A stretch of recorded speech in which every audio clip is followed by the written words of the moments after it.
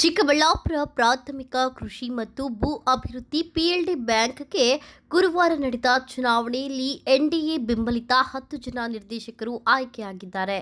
ಈ ಮೂಲಕ ಚಿಕ್ಕಬಳ್ಳಾಪುರ ಸಂಸದ ಡಾಕ್ಟರ್ ಕೆ ಸುಧಾಕರ್ ಅವರು ಮತ್ತೊಮ್ಮೆ ಪಿಎಲ್ಡಿ ಬ್ಯಾಂಕ್ ಅಧಿಕಾರವನ್ನು ತಮ್ಮ ಹಿಡಿತಕ್ಕೆ ತೆಗೆದುಕೊಳ್ಳುವಲ್ಲಿ ಯಶಸ್ವಿಯಾಗಿದ್ದಾರೆ.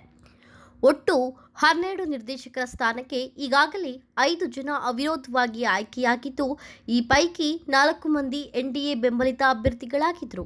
ಉಳಿದ 7 ಸ್ಥಾನಗಳಿಗೆ ನಡೆದ ಚುನಾವಣೆಯಲ್ಲಿ ಎನ್ಡಿಎ ಬೆಂಬಲಿತ 6 ಮಂದಿ ಜಯಗಳಿಸಿದ್ದಾರೆ. ನಂದಿ ಕ್ಷೇತ್ರದ ಚುನಾವಣಾ ಫಲಿತಾಂಶವನ್ನು ತಡೆಹಿಡಿಯಲಾಗಿದೆ. 20 ತಿಂಗಳ ಹಿಂದೆ ನಡೆದ ವಿಧಾನಸಭಾ ಚುನಾವಣೆಯಲ್ಲಿ ಕೇವಲ 10,642 ಮತಗಳ ಅಂತರದಿಂದ ಡಾಕ್ಟರ್ ಕೆ ಸುಧಾಕರ್ ಪರಾಭವಗೊಂಡಿದ್ದರು. ಜೆಡಿಎಸ್ ಅಭ್ಯರ್ಥಿಯಾಗಿದ್ದ ಮಾಜಿ ಶಾಸಕ ಕೆಪಿ ಬಚ್ಚೇಗೌಡ ಅವರು ಕಡೆಯ ಕ್ಷಣದಲ್ಲಿ ಕಾಂಗ್ರೆಸ್ ಅಭ್ಯರ್ಥಿ ಪ್ರದೀಪ್ ಈಶ್ವರ್ ಜೊತೆ ಕೈ ಜೋಡಿಸಿದ್ರಿಂದ ಡಾಕ್ಟರ್ ಸುಧಾಕರ್ ಅವರಿಗೆ ಅನಿರೀಕ್ಷಿತವಾಗಿ ಸೋಲಾಯಿತು ಎನ್ನುವುದು ಗುಟ್ಟಾಗಿ ಉಳಿದಿಲ್ಲ. ನಂತರದ ದಿನಗಳಲ್ಲಿ ಕೆಪಿ ಬಚ್ಚೇಗೌಡರು ಕಾಂಗ್ರೆಸ್ ಪಕ್ಷ ಸೇರಿದರು. ನಂತರ 2024ರ ಏಪ್ರಿಲ್ನಲ್ಲಿ ನಡೆದ ಲೋಕಸಭೆ ಚುನಾವಣೆಯಲ್ಲಿ ಚಿಕ್ಕಬಳ್ಳಾಪುರ ಕ್ಷೇತ್ರದಲ್ಲಿ 20,941 ಮತಗಳ ಮುನ್ನಡೆ ಪಡೆಯುವ ಮೂಲಕ ಡಾಕ್ಟರ್ ಸುಧಾಕರ್ ಸೋತ ನೆಲದಲ್ಲಿಯೇ ಮತ್ತೆ ಗೆಲುವು ಸಾಧಿಸಿದರು. ಒಂದೇ ವರ್ಷದ ಹಿಂದೆ ಕಳೆದುಕೊಂಡ ಮತಗಳಿಗಿಂತ ಹೆಚ್ಚು ಮತಗಳನ್ನು ಪಡೆದಿದ್ದರು. ಚಿಕ್ಕಬಳ್ಳಾಪುರ ನಗರ ಸೇರಿದಂತೆ ವಿಧಾನಸಭಾ ಕ್ಷೇತ್ರ ವ್ಯಾಪ್ತಿಯ 5 ಜಿಲ್ಲಾ ಪಂಚಾಯಿತಿ ಕ್ಷೇತ್ರಗಳಲ್ಲಿ ಡಾಕ್ಟರ್ ಕೆ ಸುಧಾಕರ್ ಮುನ್ನಡೆ ಪಡೆದು ಜಯಭೇರಿ ಬಾರಿಸಿದರು. ಈ ಮೂಲಕ ತಾವು ಇರುವವರೆಗೂ ಚಿಕ್ಕಬಳ್ಳಾಪುರದಲ್ಲಿ ಬಿಜೆಪಿ ಪಕ್ಷದ ಬೇರು ಗಟ್ಟಿಯಾಗಲಿದೆ ಎಂದು ಡಾಕ್ಟರ್ ಕೆ ಸುಧಾಕರ್ ಸಾಧಿಸಿದರು. ಲೋಕಸಭೆ ಚುನಾವಣೆಯ ಗೆಲುವಿನ ನಂತರ ಚಿಕ್ಕಬಳ್ಳಾಪುರ ನಗರಸಭೆಯನ್ನು ಬಿಜೆಪಿ ವಶಕ್ಕೆ ಪಡೆಯುವಲ್ಲಿ ಯಶಸ್ವಿಯಾಗಿದ್ದ ಡಾಕ್ಟರ್ ಕೆ ಸುಧಾಕರ್ ಈಗ ಪಿಎಲ್ಡಿ ಬ್ಯಾಂಕ್ ಚುನಾವಣೆಯಲ್ಲೂ ಮೇಲುಗೈ ಸಾಧಿಸಿದ್ದಾರೆ. ಈ ಮೂಲಕ ಚಿಕ್ಕಬಳ್ಳಾಪುರ ವಿಧಾನಸಭಾ ಕ್ಷೇತ್ರ ಮತ್ತೆ ಡಾಕ್ಟರ್ ಕೆ ಸುಧಾಕರ್ ಅವರ ಕೈ ವಶವಾಗುತ್ತಿರುವುದು ಸ್ಪಷ್ಟವಾಗಿದೆ. ಹೀಗೆ ಪ್ರಾರಂಭದಿಂದ ಗೊತ್ತಿತ್ತು, ರೈತರು, ಈ ತಾಲೂಕಿನ ರೈತರು ಈ ಬ್ಯಾಂಕು ಹಿಂದಿನ ದಶಕಗಳಲ್ಲಿ, ಒಂದು ದಶಕದ ಹಿಂದೆ 3 ದಶಕ ಆಡಳಿತ ಮಾಡಿದವರ ಕೈಯಲ್ಲಿ ಯಾವ ರೀತಿ ಇದಿತ್ತು, ಒಂದು ದಶಕದಲ್ಲಿ ಎಷ್ಟು ಅಭಿವೃದ್ಧಿಯನ್ನು, ಎಷ್ಟು ವ್ಯತ್ಯಾಸವನ್ನು ಈ ರೀತಿಯ ಸಮುಚ್ಚಯ ಇಡೀ ರಾಜ್ಯದಲ್ಲೇ 1-2 ಕಡೆ ಇದೆ. ಮತ್ತು ಈ ಬಾರಿ ಕೂಡ ರೈತರಿಗೆ ಡಿವಿಡೆಂಡನ್ನು ಕೊಟ್ಟು EMI ಸಾಲ ಮಾಡಿರ್ತಕ್ಕಂಥದ್ದಕ್ಕೆ ಆ EMIನ ಕೂಡ ಸರಿಯಾದಂಥ ರೀತಿಯಲ್ಲಿ ಕಟ್ಕೊಂಡು ಹೋಗಿ ಒಂದೇ ಒಂದು ಸಣ್ಣ ಆಪಾದನೆ ಇಲ್ದಿರ ಪಾರದರ್ಶಕವಾದಂತಹ ಒಂದು ಆಡಳಿತವನ್ನು ಕೊಟ್ಟು, ಮತ್ತು ನಮ್ಮ ಎಲ್ಲ ಅಧ್ಯಕ್ಷರುಗಳು ಕೂಡ ಇಲ್ಲಿವರೆಗೂ ಕೂಡ ಒಂದು ರೀತಿಯಲ್ಲಿ ಮಾದರಿಯಾಗಿ ನಡ್ಕೊಂಡಿದ್ದಾರೆ. ಹಾಗಾಗಿ ಇವತ್ತು ರೈತರು ಕೂಡ ನಮ್ಮ ಪರವಾಗಿದ್ದಾರೆ. ಇವತ್ತು ಏನು ಜಿಲ್ಲಾ ಉಸ್ತುವಾರಿ ಸಚಿವರು, ಮಾಜಿ ಶಾಸಕರು ಎಲ್ಲ ತಂಡ ಮಾಡ್ಕೊಂಡು ಭಾಳ ಪ್ರತಿಷ್ಠೆಯಾಗಿ ತಗೊಂಡು ಇದನ್ನು ಏನೇ ಮಾಡಿ ಈ ಸಲ ತಗೊಳ್ತೀವಿ ಅನ್ನುವಂಥ ಹುಮ್ಮಸ್ಸಿನೊಂದಿಗೆ ಅವರು ಹೋಗಿದ್ರು. ಏನು ಷಡ್ಯಂತ್ರದಿಂದ 2023ರಲ್ಲಿ ಮಾನ್ಯ ಬಚ್ಚೇಗೌಡರು ಷಡ್ಯಂತ್ರ ಮಾಡಿ ನಮ್ಮನ್ನು ಸೋಲೋ ಹಾಗೆ ಏನು ಜನರಿಗೆ ದಿಕ್ಕನ್ನು ತಪ್ಪಿಸಿ ಮಾಡುವಂಥ ಕೆಲಸ ಮಾಡಿದರು. ಅದನ್ನು ಈ ಸಂದರ್ಭದಲ್ಲಿ ಕೂಡ ಪ್ರಯತ್ನ ಮಾಡಿದರು. ಜನ ಒಂದ್ಸಲಿ ಅಮರ್ತಾರೆ ಮಾನ್ಯ ಬಚ್ಚೇಗೌಡ್ರೆ, ಪ್ರತಿ ಸಲ ಅಮರಲ್ಲ.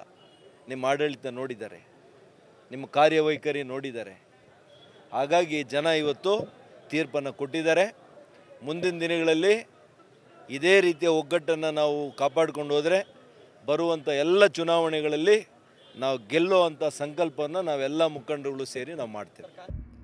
ಮಾಜಿ ಶಾಸಕರಾದ ಕೆಪಿ ಬಚ್ಚೇಗೌಡರು ಈ ಹಿಂದಿನಿಂದಲೂ ಜೆಡಿಎಸ್ ಪಕ್ಷದಲ್ಲಿದ್ದು, ಕಳೆದ ಲೋಕಸಭಾ ಚುನಾವಣಾ ಸಮಯದಲ್ಲಿ ಎನ್ಡಿಎ ಅಭ್ಯರ್ಥಿಯಾಗಿ ಡಾಕ್ಟರ್ ಕೆ ಸುಧಾಕರ್ ಆಯ್ಕೆಯಾದ ತಕ್ಷಣವೇ ಕಾಂಗ್ರೆಸ್ ಪಕ್ಷಕ್ಕೆ ಸೇರ್ಪಡೆಯಾಗಿದ್ದರು.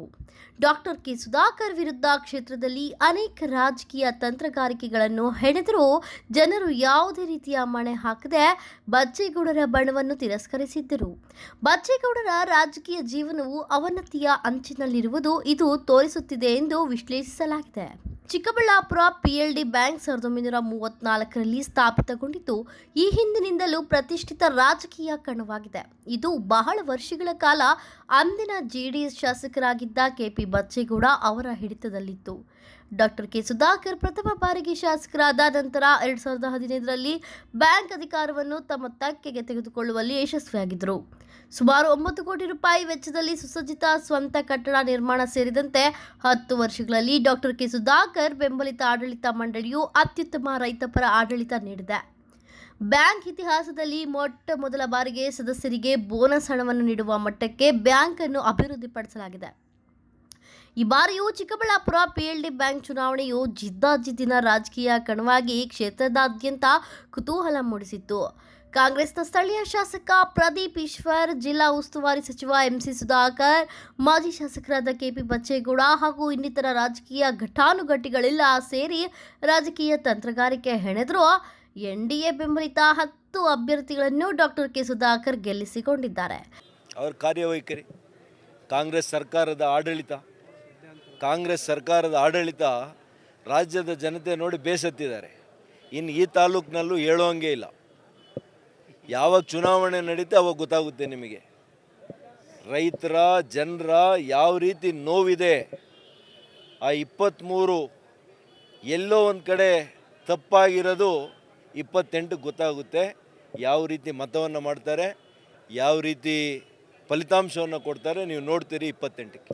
ತಮ್ಮ ರಾಜಕೀಯ ಶಕ್ತಿ, ಚುನಾವಣಾ ತಂತ್ರಗಾರಿಕೆ ಏನೆಂಬುದನ್ನು ಅವರು ಮತ್ತೊಮ್ಮೆ ನಿರೂಪಿಸಿದ್ದಾರೆ. ಒಟ್ಟಿನಲ್ಲಿ ಚಿಕ್ಕಬಳ್ಳಾಪುರ ವಿಧಾನಸಭಾ ಕ್ಷೇತ್ರ ಮತ್ತೊಮ್ಮೆ ಡಾಕ್ಟರ್ ಕೆ ಸುಧಾಕರ್ ಅವರ ಸಂಪೂರ್ಣ ಹಿಡಿತಕ್ಕೆ ಸಿಕ್ಕಿದ್ದು ವಿರೋಧಿಗಳಿಗೆ ನಡುಕ ಹುಟ್ಟಿಸಿದೆ.